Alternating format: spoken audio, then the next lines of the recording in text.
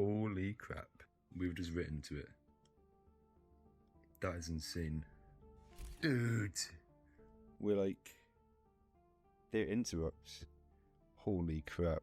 Okay, that's the access point. Still working with the touch screen. Soldered in the battery. Got it in its case. If I press the button, then we turn on. I've put on a bit of a watch face. Hello, I'm Ian Wills, and this is EWatch. EWatch is a programmable smartwatch for engineers and hobbyists who are looking for a polished product which they can actually wear day to day. I've been working on EWatch on and off for over 5 years. In this video, I'm going to pick up in summer of 2025 with a bit of a history of the project. The first version of it, which I have found, is this. It's absolutely knackered. So, what this is, I think I made it, this was maybe 4 years ago, I'm going to say. What it is an ESP32 SoC, a voltage regulator, and some female pin headers, and it's all wired, like, by hand, and this little screen right here. Very cute. Each 4 corners of the screen are connected to the ESP's touch points. The battery was also huge. The battery was 600 milliamp hours, so it lasted. I obviously didn't actually use it that much because it looked a bit ugly. This is quite cool, right? This actually worked really, really well. If I could be bothered, I would hook it back up and like reassemble it. Let's go on to the next thing, which is this. So this is just a breadboard prototype with a bigger screen and an IMU. It's the exact same as the last version. In fact, I'd actually argue it's worse because it's just on the breadboard. This was kind of like to de-risk before I started making the PCB. And, image time, cut to the image. I pitched this for a competition at my university and won £500 with the pitch of everything in this video right now. And this was good. It had the IMU, it had this. Oh, and it also had the vibration on it. Very nice. I think if I plugged that in now, I could still get it to run. Yeah, that's it. So that's all the lights on, and you can't really see, but it's got a little ball on the screen there. It's very dim because the power management's not very good, but the ball moves when you move the IMU. This is where it gets serious. I want to move to a real PCB. I got some help for this from friends called Simon and Michael. They're real ones. They're the OGs. They were also very invested in this project as well. They basically designed this all themselves because I had no idea what I was doing. If I remember correctly, I think it's all self-assembled as well. You can see a few issues with it, and it's also the wrong size. The problem with this one, if I remember correctly, was power. It always tended to be the power management. The idea is you want to have one button, turn it on, and it stays on, and then you can release the button. I don't know how they tried to do it on this, but it didn't work. And also the screen didn't work, even if you like powered it for someone else. And there's no breakout pads, so you didn't even learn that much from this, which was quite unfortunate, very expensive as well. What I didn't mention here was that between the breadboard prototype and Michael and Simon's first iteration of the PCB, I made my first PCB. What this is it's an ESP32 dev board, but to kind of make it a bit easier on myself for my first ever, I used the ESP32 SoC. Now, this is great and all, it kind of de-risks the whole project, saves a bunch of time, because it just works off the bat.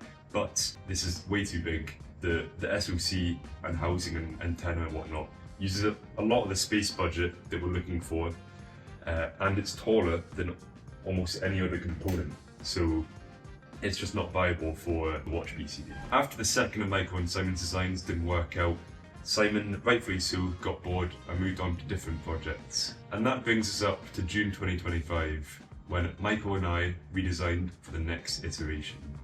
We're very excited to find a power management IC which did everything that we could ever want and more. This power management IC was called the AXP2101. But before ordering this version, I put in some more time and effort into de-risking the design, is what I would say if I wasn't so impatient. We ordered this version of the PCB and it just didn't work whatsoever.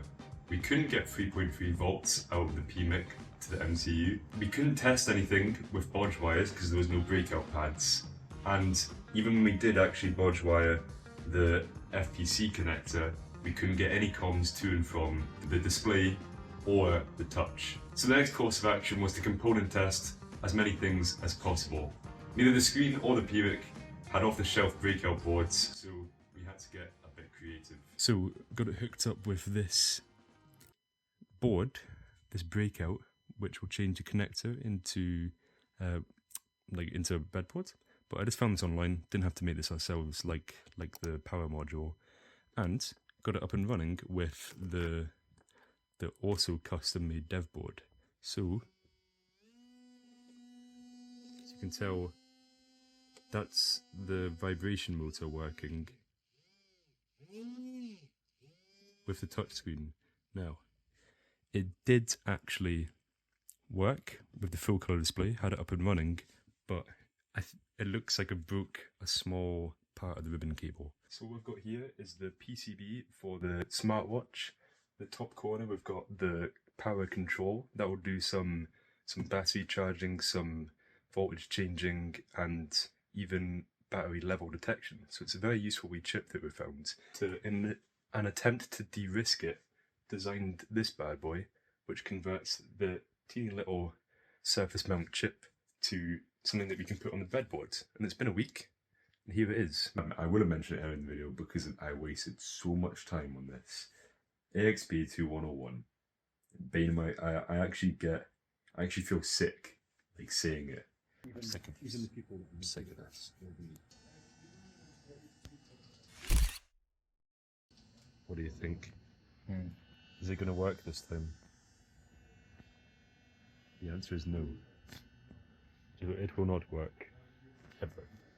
We're gonna do this, and then just give it one more year break, and then next year we're gonna figure it out. Just one more year, please. Vlog update. We've spent the past. How many hours has it been? My non-smartwatch says it's been bloody ages. Schematic, fine. This is fine.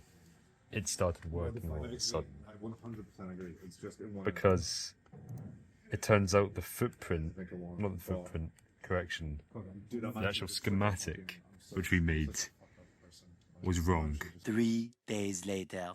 We've been here for 3 days, and this is the closest we've been to making it actually work. As you can see, this is a VDC-DC1. This is a battery, which can be bits and bobs. Below the cutoff, it's off right now, and then if I put it on, so that's our imaginary battery, when I hold the on button down here, cameraman. Sorry, I apologise. When I hold the button down, it turns on VDC, DC. That's crazy. Days of work, and I just removed it. I just added a bigger capacitor to VSys so that it had more time to kind of boot up for everyone else. And I removed an inductor from the output so that it could. I don't know what inductors bloody do. So VSys, the battery voltage. This is what the USB would be. It's 5 volts when I turn it on, but I'm not turning on this yet. And the oscilloscope here is reading the output voltage, VDC-DC1. Plug in my battery like so. We're still on no voltage. Our battery voltage is 3.8, but if we hold the button down like that, our VSys jumps up to our 3.8. You can see there, jump up to 2 point, slowly come up to 3.3. Update. I've got all of this. No power, just battery. Hold it down. Get a little buzz to tell me that it's doing something. VSys goes up to the battery, and the screen starts to turn on. All of this, and if I touch it, it can detect touch. For some reason, it loses connection to the PMIC when it's charging, but I'll figure that out later. I could not figure it out later. These clips make the whole process look great, but I was only recording kind of the highlights. I was only recording the good bits. So what this doesn't include is that these few clips here spanned about 2 weeks of doing about like 10 hours every day, every single day. I was absolutely sick of this. Since the PMIC is so clever, I had to write directly to its registers over I2C to control the inputs and outputs and any other kind of configs like battery and charging current and max voltage, minimum voltage, all of that jazz. My first issue with it was that I couldn't get 3.3 volts out of it by default. And if I can't get 3.3 volts out by default, I can't tell on the MCU to then control the inputs and outputs. The way around this is by having the manufacturer set the default values in what's called the E-fuse. This is something which I wasn't actually aware of at the time of manufacturing, and I'm not sure if they'd even have done for me if I wasn't ordering thousands of things. Another thing was that the chip was so sensitive to power draw and spikes that it wouldn't latch high under some conditions. This is why I had to have a very specific set of inductors and capacitors to slow the inrush current or give it time for VSys to boot up. Lastly, I had to have a huge 100 microfarad capacitor from VSys to ground, which I couldn't find on any other schematic for the chip online. I think this is because the chip is so smart that if it detects any slight little dips in system voltage, then it will just shut off completely. These are all problems which I fixed though. The real issue with the AXP was simply just robustness. If it's losing comms when I'm plugging in the V-bus, and if it's latching low just when it feels like, it just simply isn't good enough for you guys, the consumers. The other thing is that if you wanted to fully reset the registers, then you had to power cycle the whole boards. The only way to do that is by disconnecting and reconnecting the battery. I don't want there to ever be a time when people would have to take the watch apart and to take the battery out. And if I want to have a better way of doing that, I need a switch on the outside or a button to kind of disconnect it, and when it connects when you release it again. It's just not what I want at all. If you have to power cycle the battery, take the battery out, then you lose RTC power, and that would, so that's, you just can't do. This brings us on to the 5th version of the PCB, where the power management is done the old-fashioned way. This time I was doing it alone without Michael's help, and I had to figure out switching power between the USB and the battery. I had to figure out charging the battery, level shifting, and hardest of them all, latching the power high with a button and also using that button as a GPIO afterwards. And the chip needs to be able to latch itself low so that the MCU can turn itself off. You can turn it back on again with that button. I've spent the past, like 5 hours starting this PCB. Finished the schematic for the new version, and I've been putting it into Claude AI. It's just telling you like really obvious mistakes. Here's a good interesting one. It could see that this net had 2 underscores in one of them, and it like noted that one of your nets is connected to nothing, and I was like, no it's not, but it's because the 2 underscores looks just like the same as 1 underscore with the font. So I would have never noticed that, and that could have like really messed up things. Apart from that, so far I've placed all the main components and all the capacitors where they should be. The main difference is just the power management. Now just using your standard like voltage regulator and like your standard charging circuit, which is annoying because it's not really what I wanted, is it? But I can live with that. In the time that I've literally just been placing all these components and like finishing off the PCB using Claude's, like bug fixing, I've baked 4 loaves of bread. That's how long it's taken. Okay, it's been a wee while since I recorded one of these, but I've been super busy recently, not had much time to work on the watch. I've got 1 out of 2 exams right now. That's where I'm driving over to, and after the exam I could play with the next iteration. It came in the mail, I plugged it in to my computer, and unfortunately there's an error, and I know exactly what the problem is, and it's really stupid. Sorry, it's really bleeping stupid. It's something that it's a problem I've already had before on a different project, but I literally put in the wrong part number for the wrong type of ESP32, which is so stupid. So I need the one that's got built-in PS RAM.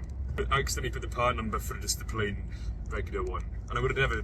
I've done the exact same thing before, which is really annoying. All right, we've got the next version, all plugged in right now. I've got some jumpers hooked up to the breakouts in the back. As you can see, I've got the battery in right now, and if I press the button, it's very finicky. Let me jump up to 3.3 volts, and if I plug the charger in, then that light's blue to show that it's charging. I guess if I look at this, then this should be like about 4 volts on the other side of the battery, or maybe like 3.9. Yep, 4 volts. Pretty happy. It's been a while, but we tested out the last revision, and it was the wrong bloody ESP. Put the wrong part number in it, so it was just an ESP with no RAM, no PS RAM, no flash. What you're supposed to do with that one is connect a flash to it yourself, a different chip, but I've just reordered it with a few other changes right here. And you can see my live reaction of if it works or not. I've plugged it in. If I press this button, allow accessory to connect. If I press the button, do you want to allow expressive USB JTAG serial to connect? That's quite good. It must have saw it. Okay. Let's see if I can see what's already flashed on it. It should be some sort of like I2C reading. Cannot open, no such file or directory. Okay, that's fine. Okay, we're getting invalid header, which is not great whatsoever. Okay, we just managed to erase the flash, which is kind of quite good. Means it's done something. A test file to test. There you go. Success. Okay, we've written to it. That's quite a lot of information.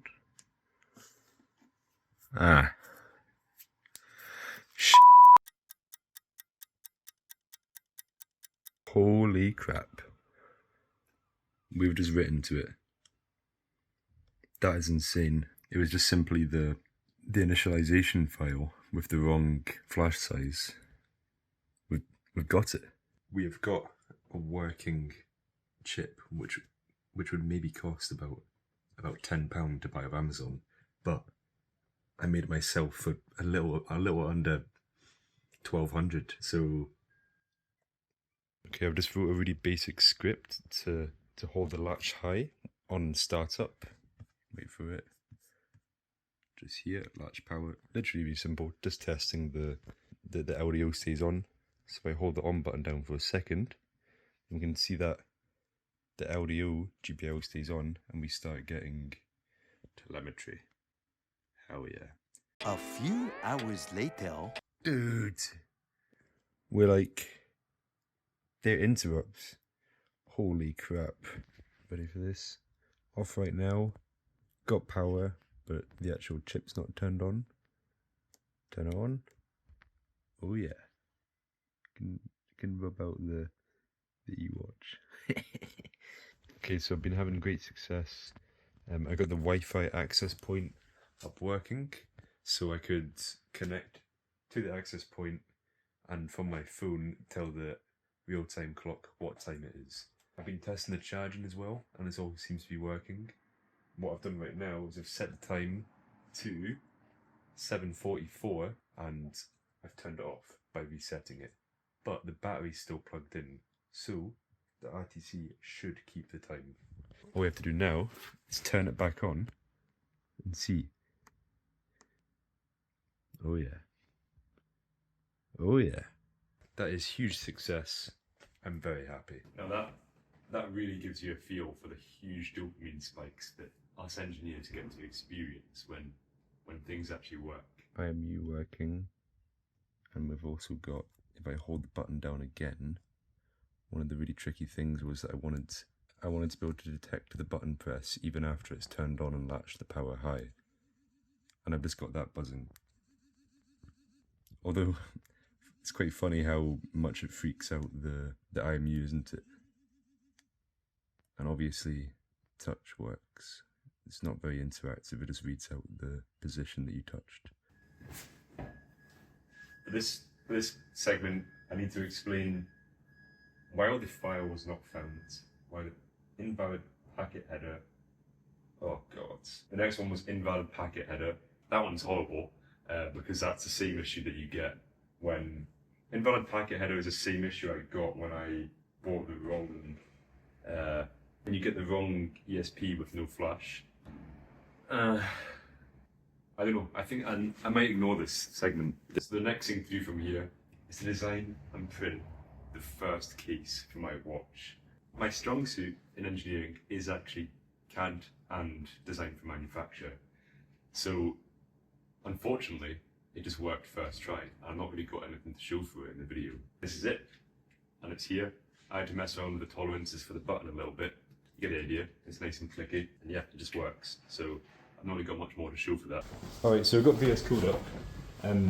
What I did was, I've written some drivers, and I also got the I also got AI to help writing the drivers because I could actually put in the exported net list of the PCB, so I know exactly where everything's connected to what GPIO, which actually helped quite a lot.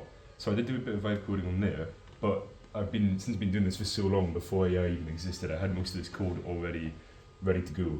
But don't get me wrong, it's definitely been reformatted because I wanted it to be like fully asynchronous, using a bit of like the real-time operating system. But that's nerd talk. Let's get to the 2026 engineering, which is, I go on to here, and I'll just go onto my previous chat to get the context. And I've already been doing a bit, so it already knows what I'm up to. But you just tell it to read all these drivers and make whatever app you want. It's literally that easy. So I'm going to say for now, add a stopwatch and timer app. Make them separate apps with their own pages. The timer should wake up the watch from sleep and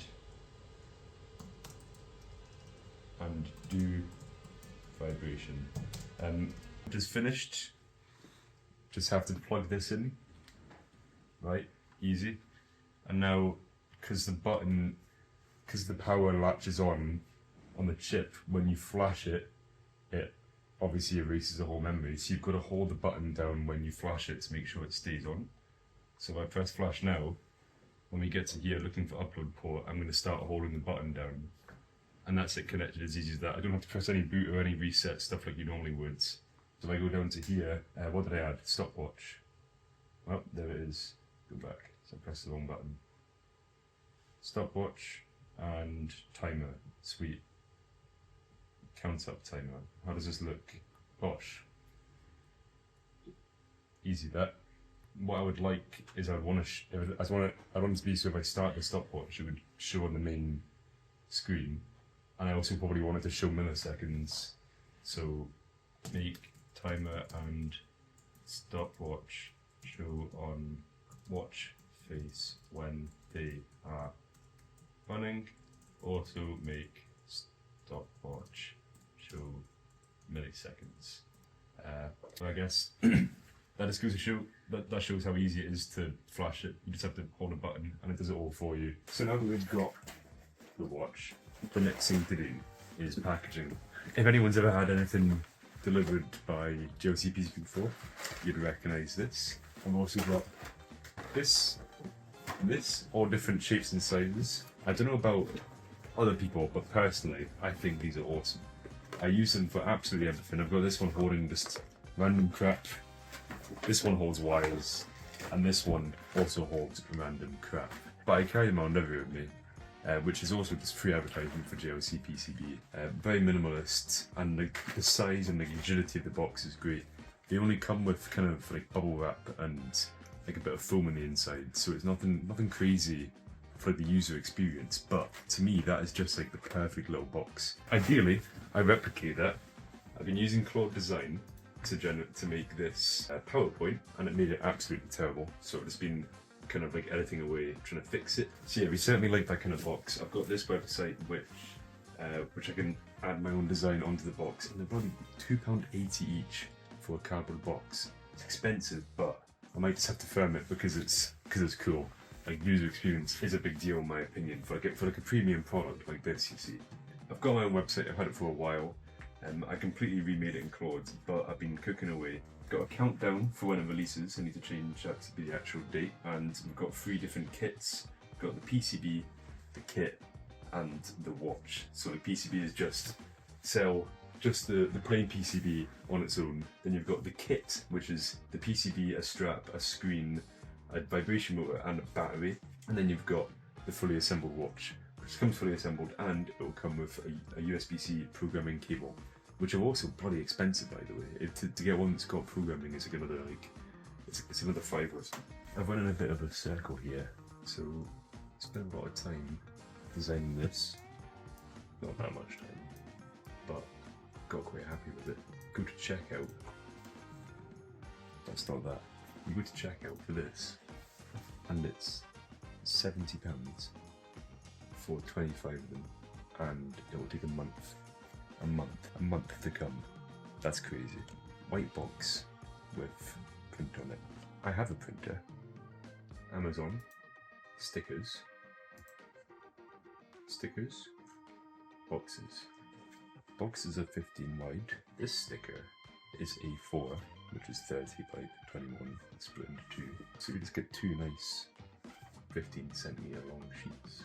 I can just print them out myself and have whatever I want with them.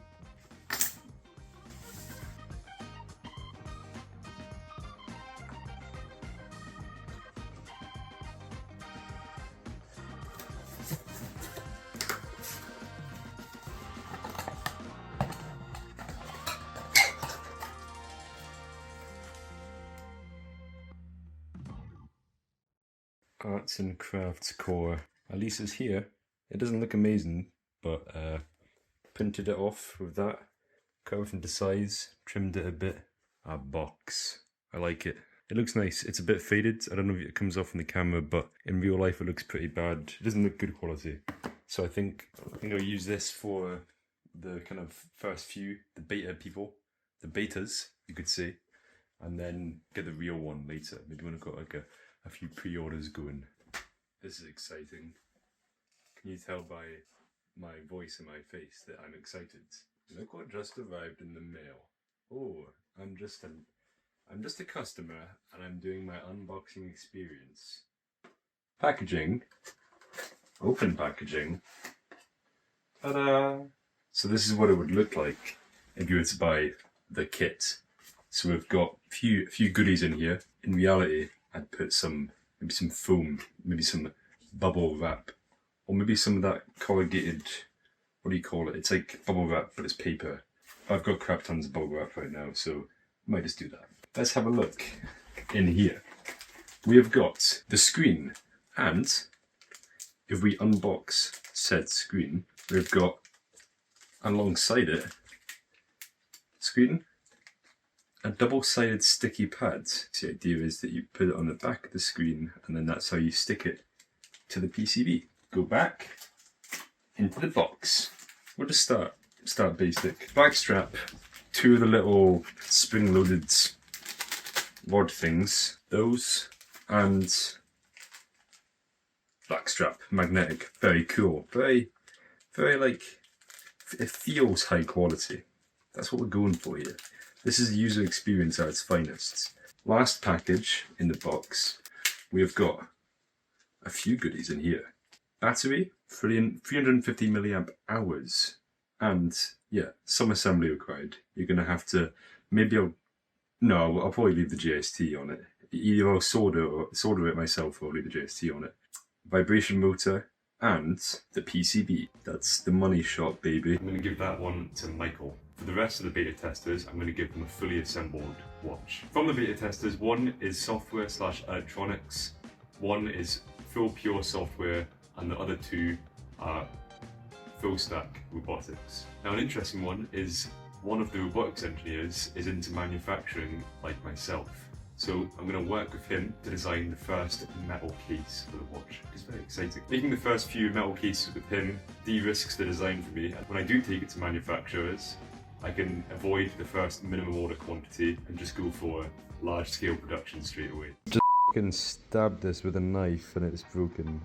Okay, so if anyone buys an EWatch, then you know not to stab it with a Leatherman. It breaks it.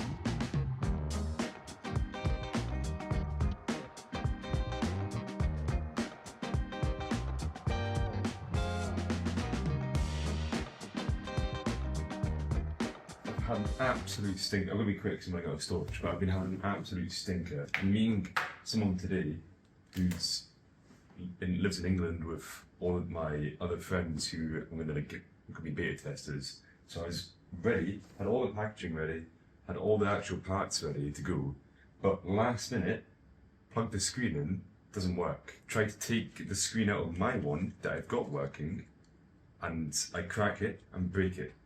The PCB from my one works with all of the screens, the PCBs, all the other PCBs with the same screens. So I've got 5 different PCBs here. All the other ones don't work. So I've been going for ages, like trying to figure out what the hell is wrong. I've been going back and forth for hours and hours trying to figure out, and I'm meeting this guy literally in 2 hours now. To give them away to do for the beta testing. Yeah, I couldn't figure it out, and it was after all that bloody effort. It was because the one that I'd been testing with, I'd been taking the FBC connector, been opening it, closing it, removing and reinserting the screen so much that it kind of loosened the joint. But then for the fresh brand new ones, you've got to really kind of properly open the little tab here. I only found that out because I made a loop to check the connection. So instead of just calling it and being like, no, it's not connected. It sounds really stupid, but I mean, I don't mean just the I2C connection, because it's got reset pins. It's got others. It's got loads of stuff. Let's scroll up. It's got loads of things that you need to change and flag and scan. Now that I've gotten that working, I'm finding out that the buttons and the cases don't print the same on a different 3D printer. That's the Creality K2 Plus. Put this in, and the button doesn't bloody press. This is, yep, nice. Yeah, apparently that's a thing. So I think that so the button's just constantly depressed, which is really annoying. Time to change it. So it's such a pain to get out the case because it's meant to be press fit quite nicely. But I've gotten it out now, and I just thought it was worth highlighting here because I don't know if I mentioned it. The screen can come detached from the backlight like this, right? It's cool that you can see what it's supposed to be doing. It's see-through. Very janky. I don't like it. I might start putting some a little dab of glue between them or something. I'm gonna leave it as it is for the beta testers. Oh, hello, cow. I think in reality I might have to do something about that, because it means that if you try and pull the screen up from out of the case, then it just pulls the actual display off.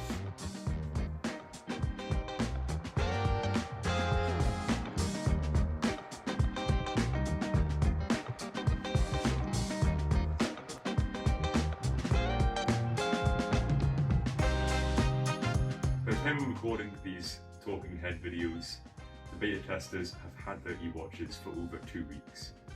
And the main feedback that I'm noticing is that stuff that I find really simple, because I'm so ingrained into the project, is not straight away apparent to someone new to it. So what I'm going to have to do is make some really thorough instructions, which I might chuck on the website, or maybe even make some YouTube shorts of how to kind of use it from the ground up. The website is already up for pre-orders at ewanwills.co.uk/EWatch. If you'd like to get your hands on one yourself, please chuck in a pre-order. I've got big plans for EWatch past just a simple dev board, so definitely subscribe and follow along if you want to see more EWatch content. In the next video, I'll be making adjustments from feedback that I've received from the beta testers, and I'll be fulfilling the first pre-orders. Thank you all very much for watching. It's been a long journey making this video, but I feel like the project is only just starting, so I'm personally quite excited to see where it goes from here.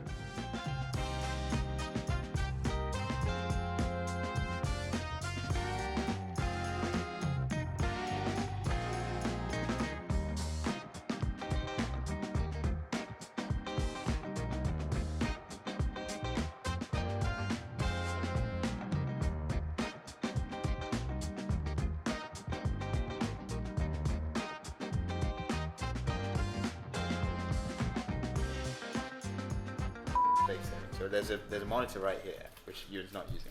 He's doing his CAD on his watch. Proprietary, by the way. Just even a lot. Yeah. You don't even need to blur this out because it's not like you can. It's the posture crazy. So the current issue is that we need to put like protectors over the thrusters so that you can't get your fingers into them. If you look closely right here, right now they're unprotected, right? So if I do that, where's it going to come up? Is it going to come up on there? You mean this? Yeah. Oh no, you're actually renaming something right now. Oh, that's it right there. Is the sorry. Can you not see that? It's because of my glasses. I need my glasses. It's my eyes that's the issue, not the. Look at how protruded the lens was when it was trying to zoom out. So when we go into like a presentation, pitch meetings, and I go, Ewan, can you pull up the CAD? You're gonna go here.